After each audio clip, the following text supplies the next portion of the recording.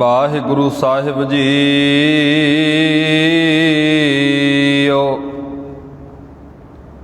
ਬਹੁਤ ਜਨਮ ਵਿਛਰੇ ਥੇ ਮਾਧੋ,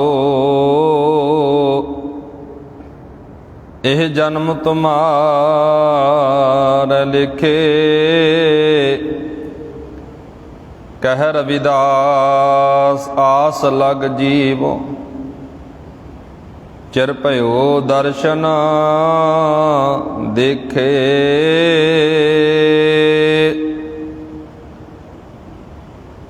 ਧੰਨ ਵਾਹਿਗੁਰੂ ਸਾਹਿਬ ਜੀਓ।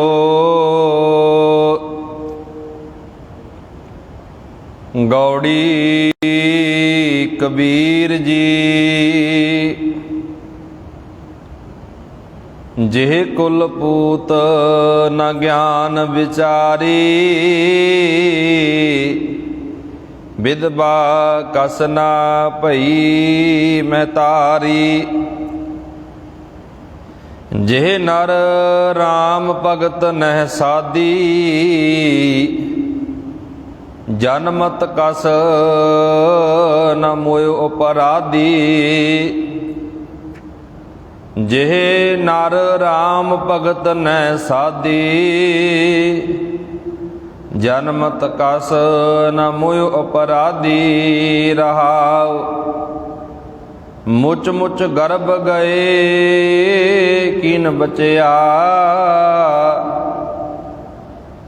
ਬੁੱਢ ਪੁਜ ਰੂਪ ਜੀਵੇ ਜਗ ਮਜਿਆ। ਕਹੋ ਕਬੀਰ ਜੈਸੇ ਸੁੰਦਰ ਸਰੂਪ। ਨਾਮ ਬਿਨਾ ਜੈਸੇ ਕੁਬਜ ਕਰੂਪ। ਕਹੋ ਕਬੀਰ ਜੈਸੇ ਸੁੰਦਰ ਸਰੂਪ। ਨਾਮ ਬਿਨਾ ਜੈਸੇ ਕੁਬਜ ਕਰੂਪ। ਪਰਮ ਸਨਮਾਨਯੋਗ ਜੁਗੋ ਜੁਗ ਅਟਲ ਚਵਰ ਤਖਤ ਦੇ ਮਾਲਕ ਧੰਨ ਧੰਨ ਸਾਹਿਬ ਸ੍ਰੀ ਗੁਰੂ ਗ੍ਰੰਥ ਸਾਹਿਬ ਜੀ ਮਹਾਰਾਜ, ਤਿੰਨਾਂ ਦੀ ਹਜ਼ੂਰੀ ਅੰਦਰ ਜੁੜ ਮਿਲ ਬੈਠੇ ਅਤ ਸਤਿਕਾਰਯੋਗ ਸਨਮਾਨਯੋਗ ਸਤਸੰਗੀ ਜਨੋ, ਬਹੁਤ ਹੀ ਵਡਭਾਗੇ ਹਾਂ ਜੋ ਕਿ ਰੋਜ਼ਾਨਾ ਹੀ ਲੜੀਵਾਰ ਕਥਾ ਵਿਚਾਰ ਦੇ ਨਾਲ ਜੁੜਦੇ ਹਾਂ। ਲੜੀਵਾਰ ਚੱਲ ਰਹੀ ਕਥਾ ਵਿਚਾਰ ਗੌੜੀ ਕਬੀਰ ਜੀ, ਗੁਰੂ ਗ੍ਰੰਥ ਸਾਹਿਬ ਦਾ ਪਾਵਨ ਪਵਿੱਤਰ ਅੰਕ 328। ਆਓ ਗੁਰਮੁਖੋ, ਵਿਚਾਰਾਂ ਦੀ ਆਰੰਭਤਾ ਕਰਨ ਤੋਂ ਪਹਿਲਾਂ ਜਿੰਨੀ ਵੀ ਸੰਗਤ ਗੁਰੂ ਕੇ ਦਰਬਾਰ ਅੰਦਰ ਸਜ ਕੇ ਜੁੜ ਕੇ ਬੈਠੀ ਹੈ, ਸਾਰੀ ਸੰਗਤ ਬਣਾਓ ਇਕਾਗਰਤਾ। ਦੋਵੇਂ ਹੱਥ ਜੋੜ ਕੇ ਬੁਲੰਦ ਆਵਾਜ਼ ਵਿੱਚ ਆਖੋ ਜੀ, ਵਾਹਿਗੁਰੂ ਜੀ ਕਾ ਖਾਲਸਾ, ਵਾਹਿਗੁਰੂ ਜੀ ਕੀ ਫਤਿਹ। ਸਤਿਗੁਰੂ ਕਬੀਰ ਜੀ ਅੱਜ ਦੇ ਪਾਵਨ ਪਵਿੱਤਰ ਸ਼ਬਦ ਅੰਦਰ ਕਹਿ ਰਹੇ ਨੇ, ਪਾਤਸ਼ਾਹ ਜੀ ਨੇ ਬੜੇ ਪ੍ਰਤੀਕ ਵਰਤੇ ਨੇ, ਅਲੰਕਾਰ ਵਰਤੇ ਨੇ ਮਨੁੱਖ ਨੂੰ ਸਮਝਾਉਣ ਮਾਤਰ। ਬਾਬਾ ਕਬੀਰ ਜੀ ਕਹਿ ਰਹੇ ਨੇ, ਜਿਹੇ ਨਰ ਰਾਮ ਭਗਤ ਨੈ ਸਾਧੀ। ਜਨਮਤ ਕਸ ਨਾ ਮੋਇ ਅਪਰਾਧੀ। ਰਹਾਉ ਗੁਰਬਾਣੀ ਦੇ ਅੰਦਰ ਜਿੱਥੇ ਸਤਿਗੁਰੂ ਮਹਾਰਾਜ ਨੇ ਬੜੇ ਪਿਆਰ ਨਾਲ ਵੀ ਸਮਝਾਇਆ ਹੈ, ਬੜੀਆਂ ਉਦਾਹਰਨਾਂ ਦੇ ਕੇ ਸਮਝਾਇਆ ਹੈ, ਬੜੇ ਅਲੰਕਾਰਾਂ ਦੇ ਵਿੱਚ ਵਿਚਾਰ ਦੇ ਕੇ ਸਮਝਾਇਆ ਹੈ। ਕਈ ਵਾਰ ਆਪਾਂ ਸਮਾਜ ਅੰਦਰ ਜਦੋਂ ਵਿਚਰਦੇ ਹਾਂ ਨਾ, ਘਰ ਤੋਂ ਆਪਾਂ ਗੱਲ ਸ਼ੁਰੂ ਕਰ ਲਈਏ, ਬੱਚੇ ਨੂੰ ਸਭ ਤੋਂ ਪਹਿਲਾਂ ਮਾਂ ਪਿਓ ਕੋਈ ਵੀ ਗੱਲਬਾਤ ਹੁੰਦੀ ਹੈ ਬੜੇ ਪਿਆਰ ਨਾਲ, ਬੜੇ ਤਰੀਕੇ ਨਾਲ ਸਮਝਾਉਂਦੇ ਨੇ ਸੂਝਵਾਨ ਲੋਕ, ਸਿਆਣੇ ਲੋਕ। ਜਦੋਂ ਬੱਚਾ ਪਿਆਰ ਨਾਲ ਨਹੀਂ ਸਮਝਦਾ, ਪਿਆਰ ਦੀ ਭਾਸ਼ਾ ਨਹੀਂ ਸਮਝ ਰਿਹਾ, ਕਈ ਵਾਰ ਮਾਤਾ ਨੂੰ ਪਿਤਾ ਨੂੰ ਸਖਤ ਸ਼ਬਦ ਵੀ ਵਰਤਣੇ ਪੈਂਦੇ ਨੇ ਵੀ ਅਸੀਂ ਤੈਨੂੰ ਕਿੰਨਾ ਪਿਆਰ ਨਾਲ ਕਹਿ ਰਹੇ ਹਾਂ, ਸਮਝਾ ਰਹੇ ਹਾਂ, ਪਰ ਤੂੰ ਕੁਛ ਸਮਝਦਾ ਨਹੀਂ। ਬਾਣੀ ਦੇ ਅੰਦਰ ਵੀ ਇਸੇ ਤਰ੍ਹਾਂ ਸਾਡੇ ਗੁਰੂ ਸਾਹਿਬਾਨਾਂ ਨੇ, ਭਗਤ ਸਾਹਿਬਾਨਾਂ ਨੇ, ਭੱਟ ਸਾਹਿਬਾਨਾਂ ਨੇ ਜਿੱਥੇ ਪਿਆਰ ਦੀ ਭਾਸ਼ਾ ਵਰਤੀ ਹੈ, ਬਹੁਤ ਮਿੱਠੀ ਬੋਲੀ ਵਰਤੀ ਹੈ, ਉੱਥੇ ਮਹਾਰਾਜ ਨੇ ਕਿਤੇ ਥੋੜ੍ਹੇ ਕਰੜੇ ਸ਼ਬਦ ਵੀ ਵਰਤੇ ਨੇ। ਜਿਵੇਂ ਆਪਾਂ ਸ਼ਬਦ ਪੜ੍ਹਦੇ ਹਾਂ, ਰੇ ਜੀ ਨਿਲੱਜ ਲਾਜ ਤੋਏ ਨਾਹੀ। ਨਿਲੱਜ ਦਾ ਅਰਥ ਹੁੰਦਾ ਬੇਸ਼ਰਮ। ਸਤਿਗੁਰੂ ਮਹਾਰਾਜ ਨੇ ਕਿਤੇ ਵੀ ਸ਼ਬਦ ਵਰਤਿਆ ਵੀ ਤੈਨੂੰ ਸ਼ਰਮ ਨਹੀਂ, ਲਾਜ ਨਹੀਂ ਹੈ, ਆਪਣੇ ਗੁਰੂ ਨੂੰ, ਪ੍ਰਮਾਤਮਾ ਨੂੰ ਛੱਡ ਕੇ ਕਿਤੇ ਹੋਰ ਤੁਰਿਆ ਫਿਰਦਾ ਜੀ ਨੇ। ਇੱਥੇ ਜਿਹੜਾ ਸ਼ਬਦ ਵਰਤਿਆ, ਪਾਤਸ਼ਾਹ ਜੀ ਕਹਿੰਦੇ ਜਿਸ ਮਨੁੱਖ ਨੇ, ਜਿਸ ਬੰਦੇ ਨੇ ਰੱਬ ਦੀ ਭਗਤੀ ਨੂੰ, ਪਰਮਾਤਮਾ ਦੀ ਬੰਦਗੀ ਨੂੰ ਜ਼ਿੰਦਗੀ ਵਿੱਚ ਨਹੀਂ ਵਸਾਇਆ, ਆਪਣੇ ਜੀਵਨ ਵਿੱਚ ਨਹੀਂ ਵਸਾਇਆ, ਆਪਣੇ ਕਰਮਾਂ ਦੇ ਵਿੱਚ, ਆਪਣੇ ਕਿਰਦਾਰ ਦੇ ਵਿੱਚ, ਆਪਣੇ ਆਚਰਣ ਦੇ ਵਿੱਚ ਸ਼ੁਭ ਗੁਣ, ਸ਼ੁਭ ਵਿਚਾਰ ਨਹੀਂ ਵਸਾਈ, ਪਾਤਸ਼ਾਹ ਜੀ ਕਹਿ ਰਹੇ ਨੇ ਜਨਮਤ ਕਸ ਨਾ ਮੋਇ ਅਪਰਾਧੀ। ਇਹੋ ਜਿਹੇ ਪਾਪੀ ਲੋਕ ਜਨਮ ਤੋਂ ਕਿਉਂ ਨਾ ਮਰ ਗਏ? ਕਬੀਰ ਜੀ ਦਾ ਸ਼ਬਦ ਆ ਜੀ ਇਹ। ਇਹੋ ਜਿਹੇ ਪਾਪੀ ਲੋਕ ਜਨਮ ਤੋਂ ਕਿਉਂ ਨਾ ਮਰ ਗਏ? ਇੱਕ ਵਾਰ ਮੈਂ ਦੁਬਾਰਾ ਫੇਰ ਅੱਖਰੀ ਅਰਥ ਤੁਹਾਡੇ ਸਨਮੁਖ ਪੜ੍ਹ ਦਿੰਦਾ ਜੀ। ਸਤਿਗੁਰੂ ਕਬੀਰ ਜੀ ਇਸ ਪਾਵਨ ਪਵਿੱਤਰ ਸ਼ਬਦ ਨੂੰ ਜਿਹੜੀ ਆਪਾਂ ਨੂੰ ਵਿਚਾਰ ਦੇ ਰਹੇ ਨੇ, ਪਾਤਸ਼ਾਹ ਜੀ ਕਹਿ ਰਹੇ ਨੇ ਇਸ ਰਹਾਉ ਵਾਲੇ ਬੰਦ ਅੰਦਰ, ਪਾਤਸ਼ਾਹ ਜੀ ਕਬੀਰ ਜੀ ਇਸ ਰਹਾਉ ਵਾਲੇ ਬੰਦ ਅੰਦਰ ਇਹੀ ਗੱਲ ਕਹਿ ਰਹੇ ਨੇ, ਜਿਸ ਬੰਦੇ ਨੇ, ਜਿਸ ਮਨੁੱਖ ਨੇ ਪਰਮਾਤਮਾ ਦੀ ਭਗਤੀ ਨਹੀਂ ਕੀਤੀ, ਬੰਦਗੀ ਨਹੀਂ ਕੀਤੀ, ਪਾਤਸ਼ਾਹ ਜੀ ਕਹਿ ਰਹੇ ਨੇ ਜਿਹ ਨਰ ਰਾਮ ਭਗਤ ਨੇ ਸਾਧੀ, ਜ਼ਿੰਦਗੀ ਦਾ ਆਧਾਰ ਪਰਮਾਤਮਾ ਦੀ ਭਗਤੀ ਨੂੰ ਨਹੀਂ ਬਣਾਇਆ। ਪਾਤਸ਼ਾਹ ਜੀ ਕਹਿੰਦੇ ਉਹ ਬੰਦਾ, ਉਹ ਮਨੁੱਖ ਜੰਮਦਾ ਕਿਉਂ ਨਾ ਮਰ ਗਿਆ? ਇਹ ਆਮ ਅਸੀਂ ਜਦੋਂ ਪਰਿਵਾਰ ਅੰਦਰ ਵਿਚਰਦੇ ਹਾਂ, ਸੰਸਾਰ ਅੰਦਰ ਵਿਚਰਦੇ ਹਾਂ, ਰੋਜ਼ਮਰਾ ਦੀ ਜ਼ਿੰਦਗੀ ਅੰਦਰ ਇਹ ਸ਼ਬਦ ਬਹੁਤ ਵਰਤੇ ਜਾਂਦੇ ਨੇ। ਤੁਸੀਂ ਇੱਕ ਪਰਿਵਾਰ ਦੀ ਗੱਲ ਕਰ ਲਓ, ਪਰਿਵਾਰ ਅੰਦਰ ਮਾਂ ਪਿਓ ਬੱਚੇ ਨੂੰ ਕਿੰਨਾ ਲਾਡ ਪਿਆਰ ਨਾਲ ਪਾਲਦਾ, ਪੋਸਦਾ, ਵੱਡਾ ਕਰਦਾ ਹੈ। ਅੱਜ ਦੇ ਦੌਰ ਦੀ ਜੇ ਗੱਲ ਕਰੀਏ, ਅੱਜ ਦੇ ਸਮੇਂ ਦੀ ਜੇ ਗੱਲ ਕਰੀਏ, ਕਈ ਵਾਰ ਬੱਚਾ ਜਦੋਂ ਵੱਡਾ ਹੋਇਆ, ਵੱਡਾ ਹੋ ਕੇ ਉਹ ਕਿਸੇ ਗਲਤ ਸੰਗਤ ਵਿੱਚ ਪੈ ਗਿਆ, ਨਸ਼ੇ ਕਰਨ ਲੱਗ ਪਿਆ, ਆਪਣੇ ਘਰ ਦੀ ਬਰਬਾਦੀ ਕਰ ਰਿਹਾ। ਨਾ ਉਹਨੂੰ ਮਾਂ ਦਾ ਪਤਾ, ਨਾ ਪਿਓ ਦਾ ਪਤਾ, ਨਾ ਭੈਣ ਦਾ, ਨਾ ਭਰਾ ਦਾ, ਬਸ ਉਹਨੂੰ ਇੱਕੋ ਚੀਜ਼ ਚਾਹੀਦੀ ਹੈ ਵੀ ਮੈਨੂੰ ਨਸ਼ਾ ਕਿਸੇ ਵਕਤ ਮਿਲ ਜਾਵੇ। ਮਾਂ ਦੇ, ਜਿਸ ਮਾਂ ਨੇ ਬੜੇ ਲਾਡ ਨਾਲ, ਬੜੇ ਪਿਆਰ ਨਾਲ ਉਹਨੂੰ ਪਾਲਿਆ ਨਾ, ਮਾਂ ਕਹਿ ਰਹੀ ਹੈ, ਜਿਸ ਮਾਂ ਨੇ ਲਾਡ ਨਾਲ ਪਿਆਰ ਪਾਲਿਆ, ਵੱਡਾ ਕੀਤਾ। ਕਬੀਰ ਜੀ ਦੇ ਸ਼ਬਦ ਨੇ ਇੱਥੇ ਜੀ। ਕਬੀਰ ਜੀ ਵੀ ਇਹ ਗੱਲ ਕਹਿ ਰਹੇ ਨੇ, ਜਿਸ ਬੰਦੇ ਨੇ ਪਰਮਾਤਮਾ ਨੂੰ, ਵਾਹਿਗੁਰੂ ਨੂੰ ਜ਼ਿੰਦਗੀ ਦਾ ਆਧਾਰ ਬਣਾਇਆ ਹੀ ਨਹੀਂ ਹੈ, ਜ਼ਿੰਦਗੀ ਅੰਦਰ ਉਸ ਮਾਲਕ ਨੂੰ ਵਸਾਇਆ ਹੀ ਨਹੀਂ ਹੈ, ਪਾਤਸ਼ਾਹ ਜੀ ਕਹਿੰਦੇ ਉਹਦਾ ਸੰਸਾਰ ਤੇ ਆਉਣ ਦਾ ਕੀ ਫਾਇਦਾ, ਜਨਮ ਲੈਣ ਦਾ ਕੀ ਫਾਇਦਾ? ਅਪਰਾਧੀ ਆ ਉਹ, ਪਾਪੀ ਆ, ਪਾਪ ਕਮਾਈ ਜਾਂਦਾ। ਕਿਉਂਕਿ ਮਨੁੱਖਾ ਦੇਹ ਆ, ਜਿਹੜਾ ਸਰੀਰ ਆ ਜੀ, ਕਾਹਦੇ ਵਾਸਤੇ ਮਿਲਿਆ ਸਾਨੂੰ? ਬਾਣੀ ਅੰਦਰ ਆਪਾਂ ਪੜ੍ਹਦੇ ਹਾਂ, ਬਾਣੀ ਅੰਦਰੋਂ ਆਪਾਂ ਇਹ ਵਿਚਾਰਦੇ ਹਾਂ। ਗੁਰੂ ਅਰਜਨ ਸਾਹਿਬ ਦਾ ਸ਼ਬਦ ਤੁਸੀਂ ਨਿੱਤ ਸੋਦਰ ਬਾਣੀ ਅੰਦਰ ਸੁਣਦੇ ਹੋ, ਕਬੀਰ ਜੀ ਦੇ ਸ਼ਲੋਕਾਂ ਨੂੰ ਨਿੱਤ ਸੁਣਦੇ ਹੋ, ਜਿੱਥੇ ਕਬੀਰ ਜੀ ਨੇ ਇੱਕ ਗੱਲ ਆਖੀ, ਮਾਨਸ ਜਨਮ ਦੁਲੰਭ ਹੈ, ਹੋਏ ਨਾ ਵਾਰੈ ਵਾਰ। ਜਿੱਥੇ ਕਬੀਰ ਜੀ ਨੇ ਇਹ ਗੱਲ ਆਖੀ, ਇਹ ਮਨੁੱਖਾ ਜਨਮ ਬੜਾ ਕੀਮਤੀ ਹੈ, ਵਾਰ-ਵਾਰ ਨਹੀਂ ਮਿਲਦਾ। ਜਿੱਥੇ ਗੁਰੂ ਅਰਜਨ ਸਾਹਿਬ ਮਹਾਰਾਜ ਨੇ ਗੱਲ ਆਖੀ, ਭਈ ਪ੍ਰਾਪਤ ਮਾਨੁਖ ਦੇਹੁਰੀਆ, ਗੋਬਿੰਦ ਮਿਲਣ ਕੀ ਇਹ ਤੇਰੀ ਵਰੀਆ। ਰੱਬ ਨੂੰ, ਪਰਮਾਤਮਾ ਨੂੰ, ਸੋਹਣੇ ਵਾਹਿਗੁਰੂ ਨੂੰ ਪਾਉਣ ਦੀ ਵਾਰੀ ਹੈ, ਸਮਾਂ ਹੈ, ਪਰ ਵਾਰੀ ਵੱਲ ਵੇਖਦਾ ਨਹੀਂ ਹੈ। ਗੋਬਿੰਦ ਮਿਲਣ ਕੀ ਤੇਰੀ ਵਰੀ, ਅਵਰ ਕਾਜ ਤੇਰੇ ਕਿਤੇ ਨਾ ਕਾਮ, ਮਿਲ ਸਾਧ ਸੰਗਤ ਭਜ ਕੇਵਲ ਨਾਮ। ਪਰ ਮਹਾਰਾਜ ਕਹਿੰਦੇ ਜ਼ਿੰਦਗੀ ਨੂੰ ਬਰਬਾਦ ਕਰਕੇ ਵਹਿ ਗਿਆ, ਜੀਵਨ ਨੂੰ ਬਰਬਾਦ ਕਰਕੇ ਵਹਿ ਗਿਆ। ਬਰਬਾਦੀ ਦਾ ਕਾਰਨ ਕੀ ਬਣਿਆ? ਸਤਿਗੁਰੂ ਮਹਾਰਾਜ ਕਹਿੰਦੇ ਇਸ ਬੰਦੇ ਨੇ ਮਨੁੱਖਾ ਜਨਮ ਲੈ ਕੇ, ਬੰਦਿਆਂ ਵਾਲਾ ਜਨਮ ਲੈ ਕੇ, ਇਨਸਾਨ ਵਾਲਾ ਜਨਮ ਲੈ ਕੇ ਇਨਸਾਨੀਅਤ ਵਾਲੇ ਕੰਮ ਨਹੀਂ ਕੀਤੇ, ਕੰਮ ਪਸ਼ੂਆਂ ਵਾਲੇ ਕਰਦਾ ਰਿਹਾ। ਤਾਂ ਕਰਕੇ ਧੰਨ ਗੁਰੂ ਅਰਜਨ ਸਾਹਿਬ ਨੂੰ ਇਹ ਵੀ ਵਚਨ ਆਖਣੇ ਪਏ, ਕਰਤੂਤ ਪਸ਼ੂ ਕੀ ਮਾਨਸ ਜਾਤ, ਲੋਕ ਪਚਾਰਾ ਕਰੈ ਦਿਨ ਰਾਤ। ਕਰਤੂਤ ਕੰਮ ਆ ਜਿਹੜਾ ਉਹ ਨਾ ਪਸ਼ੂਆਂ ਵਾਲਾ ਹੋ ਗਿਆ।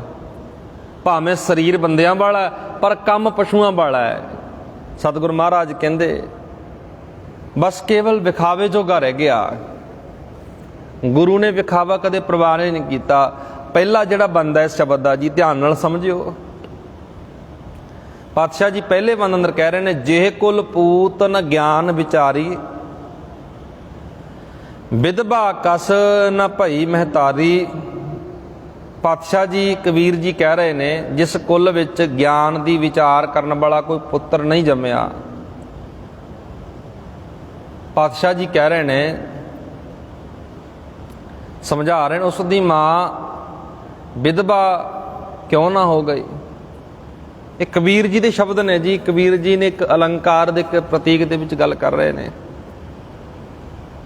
ਆਮ ਜੇ ਆਪਾਂ ਸਮਾਜ ਅੰਦਰ ਇਸ ਸ਼ਬਦ ਦੀ ਵਿਆਖਿਆ ਲਾ ਕੇ ਵੇਖੀਏ, ਜਿਹੜੇ ਪਰਿਵਾਰ ਅੰਦਰ ਕੋਈ ਸੂਝ ਵਾਲਾ, ਕੋਈ ਗਿਆਨ ਵਾਲਾ ਨਹੀਂ ਹੁੰਦਾ ਨਾ, ਉਹ ਪਰਿਵਾਰ ਲੁੱਟਿਆ ਜਾਂਦਾ ਹੈ।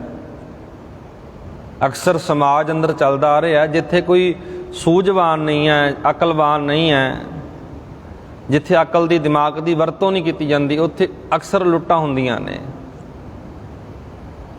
ਇੱਕ ਤਾਂ ਸਾਨੂੰ ਦੁਨਿਆਵੀ ਤੌਰ ਤੇ ਵੀ ਜੇ ਅਸੀਂ ਵੇਖਾਂਗੇ ਨਾ, ਵਾਰੀ ਤੌਰ ਤੇ ਵੀ ਬਹੁਤ ਲੁੱਟਾਂ ਹੁੰਦੀਆਂ ਨੇ। ਇੱਕ ਲੁੱਟ ਹੁੰਦੀ ਹੈ ਜੀ ਧਾਰਮਿਕ ਬਾਣੇ ਅੰਦਰ, ਧਾਰਮਿਕ ਵਰਦੀ ਅੰਦਰ, ਧਾਰਮਿਕ ਚਿੰਨ੍ਹ ਪਾ ਕੇ, ਧਾਰਮਿਕ ਬਾਣਾ ਪਾ ਕੇ ਬਹੁਤ ਲੋਕ ਲੁੱਟੇ ਜਾਂਦੇ ਨੇ। ਅੱਜ ਤੁਸੀਂ ਸੰਸਾਰ ਅੰਦਰ ਵੇਖੋ, ਕਿੰਨਾ ਸੰਸਾਰ, ਕਿੰਨੀ ਦੁਨੀਆ ਅੰਧ ਵਿਸ਼ਵਾਸ ਵਿੱਚ ਲੁੱਟੀ ਜਾਂਦੀ ਹੈ। ਕਰਮ ਕਾਂਡਾਂ ਦੇ ਕਿਉਂ ਗਿਆਨ ਵਾਲਾ ਪੁੱਤਰ ਨਹੀਂ ਪੈਦਾ ਹੋਇਆ। ਆ ਜਿਹੜਾ ਸਰੀਰ ਅੰਦਰ ਜਿਹੜਾ ਦਿਮਾਗ ਆ ਨਾ, ਜਿਹਨੂੰ ਮਹਾਰਾਜ ਕਹਿੰਦੇ 9 ਦੁਆਰੇ ਪ੍ਰਗਟ ਕੀਏ, 10ਵਾਂ ਗੁਪਤ ਰਖਾਇਆ। ਜਦੋਂ ਅਸੀਂ 10ਵੇਂ ਦਰਵਾਜ਼ੇ ਨੂੰ ਖੋਲਾਂਗੇ ਨਹੀਂ, ਇਹਦੀ ਇਸ ਦਿਮਾਗ ਦੇ ਨਾਲ ਸੰਸਾਰ ਨੂੰ ਵੇਖਾਂਗੇ ਨਹੀਂ, ਕੋਈ ਪੜਚੋਲ ਨਹੀਂ ਕਰਾਂਗੇ, ਵਿਵੇਕ ਦੀ ਵਰਤੋਂ ਨਹੀਂ ਕਰਾਂਗੇ, ਅਕਸਰ ਲੁੱਟ ਹੋਣੀ ਹੈ ਜੀ।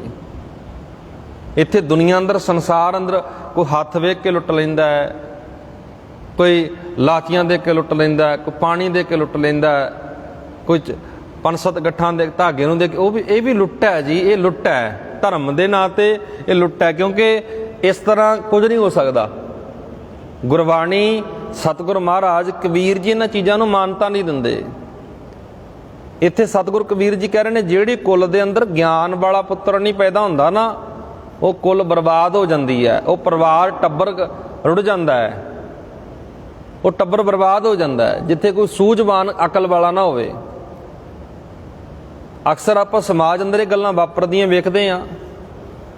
ਬਹੁਤ ਪਰਿਵਾਰਾਂ ਦੀ ਤਬਾਹੀ ਦਾ ਜਿਹੜਾ ਕਾਰਨ ਹੁੰਦਾ ਨਾ, ਕਿਉਂਕਿ ਕੋਈ ਸੂਝ ਵਾਲਾ ਨਹੀਂ, ਅਕਲ ਵਾਲਾ ਨਹੀਂ ਹੈ। ਲੋਕਾਂ ਦੀਆਂ ਗੱਲਾਂ ਵਿੱਚ ਆ ਕਰਕੇ ਕਈ ਵਾਰ ਅਸੀਂ ਆਪਣਾ ਘਰ ਬਰਬਾਦ ਕਰ ਲੈਂਦੇ ਹਾਂ। ਅਕਸਰ ਇਹ ਵਾਪਰਦਾ ਜੀ ਸਮਾਜ ਅੰਦਰ। 4 ਕਿਸੇ ਨੇ ਕਹਿ ਦਿੱਤੀਆਂ, 4 ਕਿਸੇ ਨੇ ਕਹਿ ਦਿੱਤੀਆਂ, ਅਸੀਂ ਆਪਣਾ ਘਰ ਬਰਬਾਦ ਕਰ ਲਿਆ। ਇਸ ਦਿਮਾਗ ਨਾਲ, ਵਿਵੇਕ ਨਾਲ ਇਹ ਨਹੀਂ ਸੋਚਿਆ ਵੀ ਇਹ ਸਾਰਾ ਕੁਝ ਉੱਜੜ ਕਿਹਦਾ ਰਿਹਾ, ਮੇਰਾ ਆਪਣਾ ਉੱਜੜ ਰਿਹਾ।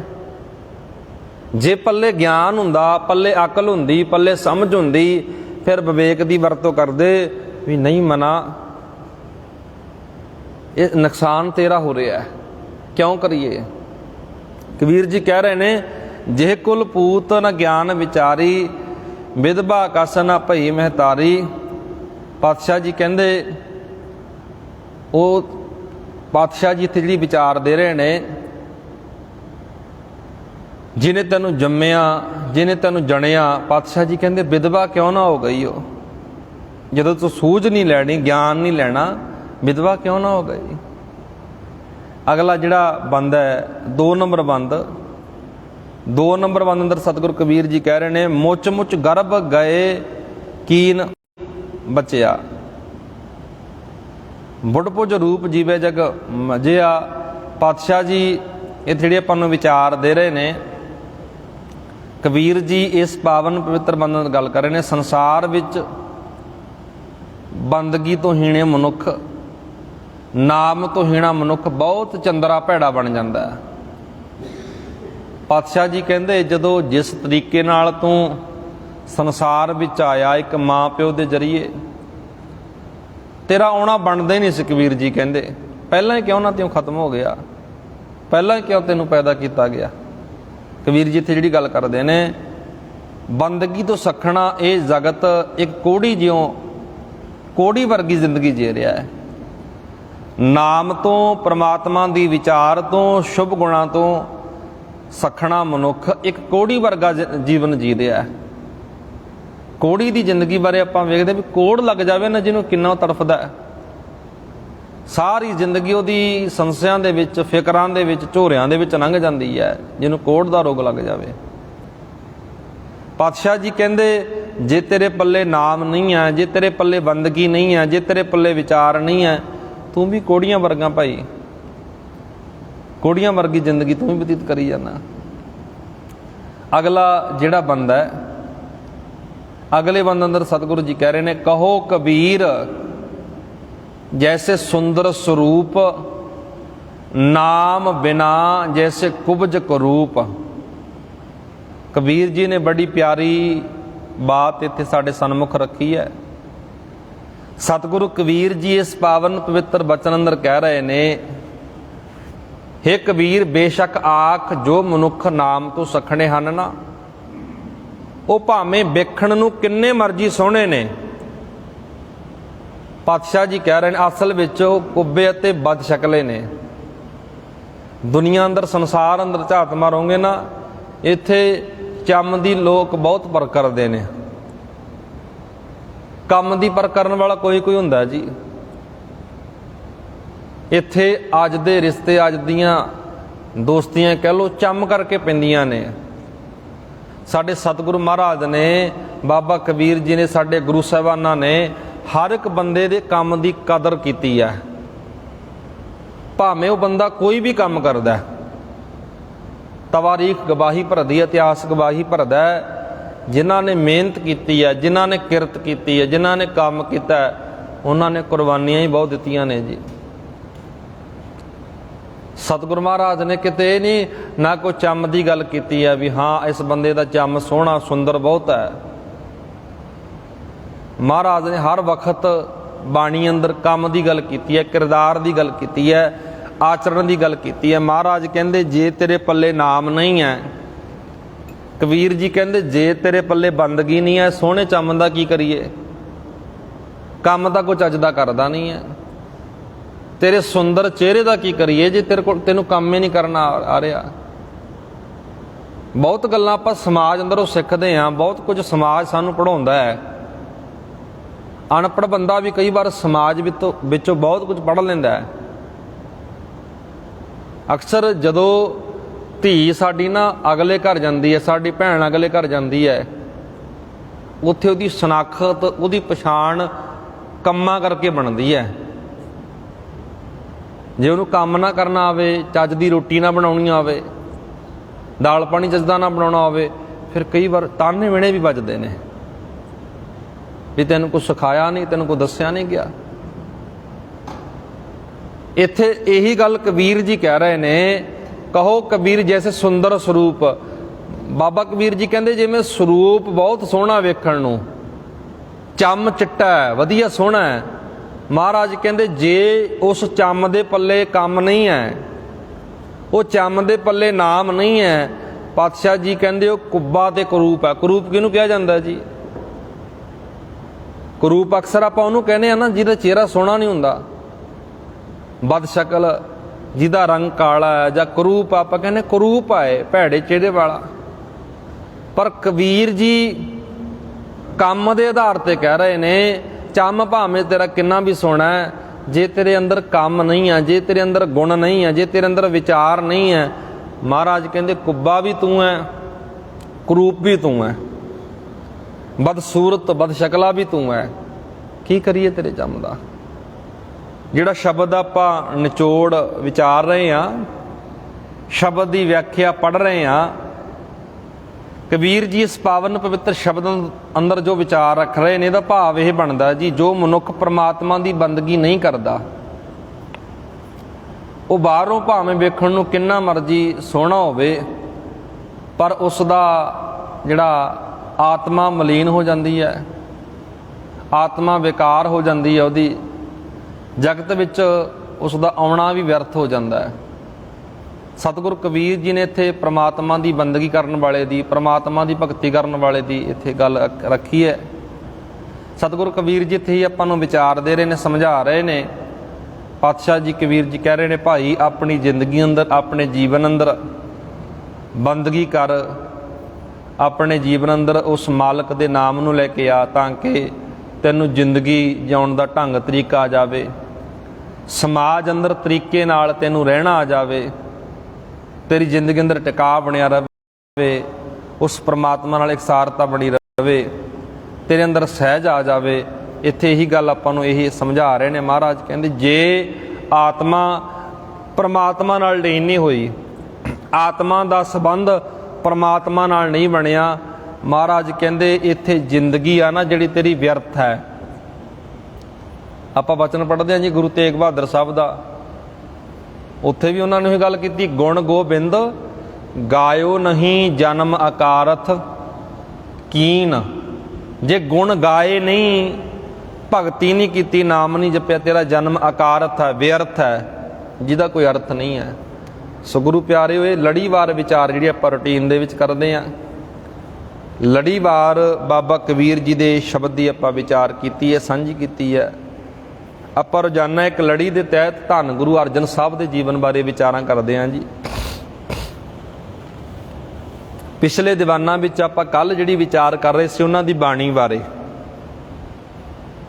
ਵੈਸੇ ਗੁਰੂ ਅਰਜਨ ਸਾਹਿਬ ਦਾ ਜਿਹੜਾ ਜੀਵਨ ਆ ਸੰਪੂਰਨ ਹੋ ਚੁੱਕਿਆ, ਆਪਾਂ ਲੜੀਵਾਰ ਵਿਚਾਰ ਕਰ ਰਹੇ ਹਾਂ। ਜਿਹੜੀ ਧੰਨ ਗੁਰੂ ਅਰਜਨ ਸਾਹਿਬ ਦੀ ਸ਼ਹਾਦਤ ਬਾਰੇ ਵਿਚਾਰ ਕੀਤੀ ਹੈ, ਉਹਨਾਂ ਦੇ ਬਚਪਨ ਬਾਰੇ ਵਿਚਾਰ ਕੀਤੀ ਹੈ। ਅੱਜ ਆਪਾਂ ਸੰਖੇਪ ਜੀ ਇੱਕ ਪੰਛੀ ਝਾਤ ਪਿਛਲਾ ਜਿਹੜਾ ਪ੍ਰਸੰਗ ਆਪਾਂ ਲੜੀਵਾਰ ਵਿਚਾਰਦੇ ਆ ਰਹੇ ਸੀ ਉਹਦੇ ਤੇ ਮਾਰ ਲਈਏ। ਗੁਰੂ ਅਰਜਨ ਸਾਹਿਬ ਮਹਾਰਾਜ ਕਿਸ ਹਾਲਾਤਾਂ ਵਿੱਚ ਸਮਾਜ ਅੰਦਰ ਵਿਚਰਦੇ ਨੇ, ਦੁਨੀਆ ਤੇ ਆਉਂਦੇ ਨੇ। ਵੱਡੇ ਭਰਾ ਪ੍ਰਿਥੀ ਚੰਦ, ਉਸ ਤੋਂ ਵੱਡੇ ਭਰਾ ਗੁਰੂ ਅਰਜਨ ਸਾਹਿਬ ਤੋਂ ਵੱਡੇ ਭਰਾ ਮਹਾਦੇਵ, ਸਭ ਤੋਂ ਛੋਟੇ ਸੀ ਬਾਬਾ ਅਰਜਨ ਸਾਹਿਬ ਜੀ। ਇਹ ਬੀਬੀ ਭਾਨੀ ਦੇ ਪੁੱਤਰ ਨੇ ਜੀ ਤਿੰਨੇ। ਬੀਬੀ ਭਾਨੀ ਕੌਣ ਹੈ? ਗੁਰੂ ਅਮਰਦਾਸ ਮਹਾਰਾਜ ਦੀ ਪੁੱਤਰੀ ਹੈ। ਬੀਬੀ ਭਾਨੀ ਕੌਣ ਹੈ? ਗੁਰੂ ਰਾਮਦਾਸ ਮਹਾਰਾਜ ਦੀ ਪਤਨੀ ਹੈ, ਭਾਈ ਜੇਠਾ ਜੀ ਦੀ। ਬੀਬੀ ਭਾਨੀ ਕੌਣ ਹੈ? ਗੁਰੂ ਅਰਜਨ ਸਾਹਿਬ ਮਹਾਰਾਜ ਦੇ ਮਾਤਾ ਜੀ ਨੇ। ਬੀਬੀ ਭਾਨੀ ਕੌਣ ਹੈ? ਗੁਰੂ ਹਰਗੋਬਿੰਦ ਸਾਹਿਬ ਮਹਾਰਾਜ ਦੇ ਦਾਦੀ ਜੀ ਨੇ।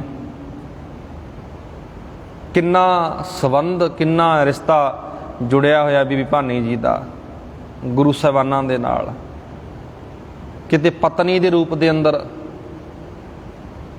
ਕਿਤੇ ਪੁੱਤਰੀ ਦੇ ਰੂਪ ਅੰਦਰ, ਕਿਤੇ ਇੱਕ ਮਾਂ ਦੇ ਰੂਪ ਅੰਦਰ ਬੀਬੀ ਭਾਨੀ ਵਿਚਰੀ ਹੈ। ਜਦੋਂ ਅਸੀਂ ਇਸ ਪ੍ਰਸੰਗ ਨੂੰ ਪਿੱਛੇ ਦੀਵਾਨਾਂ ਵਿੱਚ ਵਿਚਾਰਦੇ ਆ ਰਹੇ ਸੀ ਜੀ, 3 ਪੁੱਤਰ ਪੈਦਾ ਹੋਏ। ਜਦੋਂ ਗੁਰਤਾ ਗੱਦੀ ਦੀ ਵਾਰੀ ਆਉਂਦੀ ਹੈ, ਧੰਨ ਗੁਰੂ ਰਾਮਦਾਸ ਮਹਾਰਾਜ ਨੇ ਗੁਰਤਾ ਗੱਦੀ ਕਿਹਨਾਂ ਨੂੰ ਦਿੱਤੀ ਹੈ? ਸਭ ਤੋਂ ਛੋਟੇ ਪੁੱਤਰ ਨੂੰ। ਇੱਥੋਂ ਆਪਾਂ ਇਹ ਜਾਣਿਆ ਸੀ ਵੀ ਜਿਹੜਾ ਪ੍ਰਿਥੀ ਚੰਦ ਸੀ ਉਹਨੇ ਬਹੁਤ ਵਿਰੋਧ ਕੀਤਾ। ਉਹ ਆਂਦਾ ਵੀ ਗੁਰਤਾ ਗੱਦੀ ਦਾ ਹੱਕਦਾਰ ਮੈਂ, ਵੱਡਾ, ਮੈਨੂੰ ਮਿਲਣੀ ਚਾਹੀਦੀ ਹੈ। ਪਰ ਪਿੱਛੇ ਆਪਾਂ ਇਹ ਵੀ ਵਿਚਾਰ ਕੀਤੀ, ਇਸ ਗੱਲ ਨੂੰ ਧਿਆਨ ਵਿੱਚ ਰੱਖਿਆ ਕਰੋ ਵੀ ਸਤਿਗੁਰੂ ਮਹਾਰਾਜ ਨੇ ਜਦੋਂ ਕੋਈ ਜ਼ਿੰਮੇਵਾਰੀ ਦਿੱਤੀ ਹੈ ਨਾ, ਗੁਰੂ ਸਾਹਿਬਾਨਾਂ ਨੇ ਕੋਈ ਜ਼ਿੰਮੇਵਾਰੀ ਦਿੱਤੀ ਹੈ, ਉਦੋਂ ਵੱਡਾ ਛੋਟਾ ਨਹੀਂ ਵੇਖਿਆ। ਮਹਾਰਾਜ ਨੇ ਗੁਣਾਂ ਦੀ ਪਛਾਣ ਕੀਤੀ ਹੈ। ਮਹਾਰਾਜ ਨੇ ਕੰਮ ਕਰਕੇ, ਗੁਣਾ ਕਰਕੇ ਪਛਾਣਿਆ ਤਾਂ ਉਹਨਾਂ ਨੂੰ ਯੋਗ ਸਮਝ ਕੇ ਗੱਦੀ ਤੇ ਬਿਠਾ ਦਿੱਤਾ। ਪ੍ਰਿਥੀ ਚੰਦ ਵਰਗਿਆਂ ਨੇ ਬਹੁਤ ਵਿਰੋਧ ਕੀਤਾ। ਬਹੁਤ ਵਿਰੋਧ ਦਾ ਸਾਹਮਣਾ ਗੁਰੂ ਅਰਜਨ ਸਾਹਿਬ ਦੇ ਪਰਿਵਾਰ ਨੂੰ ਝੱਲਣਾ ਪਿਆ। ਕਿੰਨੀਆਂ ਵਿਪਤਾਵਾਂ ਉਹਨਾਂ ਦੇ ਸਤਿਗੁਰ ਮਹਾਰਾਜ ਦੇ ਪੁੱਤਰ ਬਾਲਕ ਹਰਗੋਬਿੰਦ ਸਾਹਿਬ ਤੇ ਪਈਆਂ ਨੇ। ਕਿਵੇਂ ਪ੍ਰਿਥੀ ਚੰਦ ਵਾਰ-ਵਾਰ ਉਹਨਾਂ ਨੂੰ ਖਤਮ ਕਰਨ ਦਾ ਯਤਨ ਕਰਦਾ ਹੈ, ਪਰ ਗੁਰੂ ਕਿਰਪਾ ਸਦਕਾ ਫਿਰ ਵੀ ਉਹ ਜ਼ਿੰਦਗੀ ਬਤੀਤ ਕਰਦੇ ਰਹੇ। ਧੰਨ ਗੁਰੂ ਅਰਜਨ ਸਾਹਿਬ ਮਹਾਰਾਜ ਸਹਿਜ ਅੰਦਰ ਟਿਕਾ, ਅੰਦਰ ਮਿੱਠ ਬੋਲੜੇ ਆਪਣਾ ਜੀਵਨ ਬਤੀਤ ਕਰਦੇ ਰਹੇ। ਮਾਝਾ, ਦੁਆਬਾ, ਇਹਨਾਂ ਇਲਾਕਿਆਂ ਵਿੱਚ ਸਿੱਖੀ ਦਾ ਪ੍ਰਚਾਰ ਕਰਦੇ ਰਹੇ। ਵੱਡੇ ਵੱਡੇ ਸੱਖੀ ਸਰਵਰੀਏ ਸੀ ਜਿਹੜੇ ਜੀ, ਪੀਰਾਂ ਦੀਆਂ ਕਬਰਾਂ ਤੇ ਜਾਣ ਵਾਲੇ, ਪੀਰਾਂ ਨੂੰ ਮੰਨਣ ਵਾਲੇ। ਭਾਈ ਬਹਿਲੋ ਵਰਗੇ, ਭਾਈ ਮੰਝ ਵਰਗੇ, ਬਹੁਤ ਲੋਕ ਸੀ ਜੀ ਜਿਹੜੇ ਜਦੋਂ ਗੁਰੂ ਅਰਜਨ ਸਾਹਿਬ ਦੇ ਪ੍ਰਚਾਰ ਨੂੰ ਸੁਣਦੇ ਨੇ, ਮਾਝੇ ਦੇ ਇਲਾਕੇ ਵਿੱਚ ਗੁਰੂ ਅਰਜਨ ਸਾਹਿਬ ਦੀ ਵਿਚਾਰ ਨੂੰ ਸੁਣਦੇ ਨੇ, ਉਹ ਸਭ ਕੁਝ ਭੁੱਲ ਜਾਂਦੇ ਨੇ। ਲਾਹੌਰ ਦੇ ਵਿੱਚ ਜਾ ਕੇ ਮਹਾਰਾਜ ਸੇਵਾ ਕਰਦੇ ਨੇ, ਲਾਹੌਰ ਦੀਆਂ ਗਲੀਆਂ ਵਿੱਚ ਜਾ ਕੇ, ਜਿੱਥੇ ਲਾਹੌਰ ਦੇ ਵਿੱਚ ਕਾਲ ਪੈਂਦਾ ਹੈ।